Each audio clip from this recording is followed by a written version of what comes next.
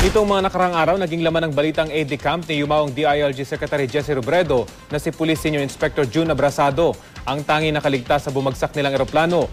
Sa trahedyang ito, nasukat ang malaking responsibilidad at hamon na hinaharap ng isang aide camp para protektahan ang kanyang pinagsisilbihing opisyal. Balita hatid ni Cedric Castillo.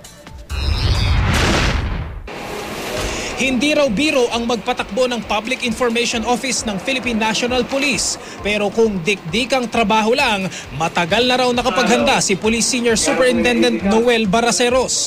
Ikaw ba naman ang maging security detail ni Nooy General Fidel V. Ramos? At di kalaunay aide-camp nang maging Pangulo na ang General. I was surprised kasi maraming ang pinagpilian, more senior than I.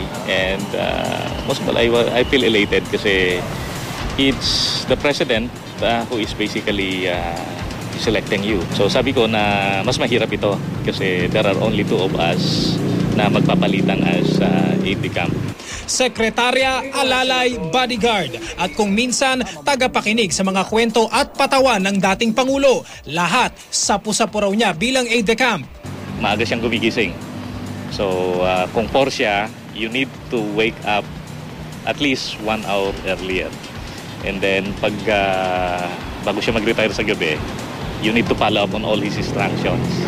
So even kung sample matulog siya, mag-retire siya at 12 or 1 o'clock. So at least 1 hour after that, you're still working. Even on kasi sa mga field trips, foreign trips especially, kahit sa aeroplano, konti lang yung tinutulog niya. So gising ka rin talaga. So you almost give up? Sometimes, especially hindi mo rin makuhaan kung minsan medyo mainit ang ulo because of so many things that they need to attend to. So, ikaw din ang buntunan ng galit sometimes. But then kung medyo light moments, parang he treats you as his fan, his own family. Walang tiyak na job specification ng isang aide-camp. Depende raw ito sa pangangailangan ng isang principal o opisyal na kanyang tututukan. Maliban sa Pangulo, Pangalawang Pangulo, Senate President at Speaker of the House, tanging mga opisyal lamang na may star rank ang maaaring magkaroon ng aide-camp. Binibigyan din ng aide-camp ang mga cabinet secretaries na nangangasiwa sa PNP, AFP at Coast Guard kung nanaisin nila. Katulad ng namayapang DILG Secretary Jesse Robredo na personal daw na pinili ang kanyang aide-camp na si Senior Inspector June Abrasado. Generally, yung mga junior officers, karaniwan nga kinukuha dyan mga inspector or senior inspector. Wala namang specific na requirement tungkol sa mga skills. So, dapat meron kang experience, meron kang kilala kang masipag, kilala kang magaling, at it will help kung may mga skills ka sa, for example, sa protective sa mga protective security. It provides also for the personal well-being, security, and then relieve him of routine and time-consuming duties. So kasama to. Kaya nga sabi ko, step ahead lagi ko. Minsan aayusin na niya para dun pagdating dun sa principal, ayos na.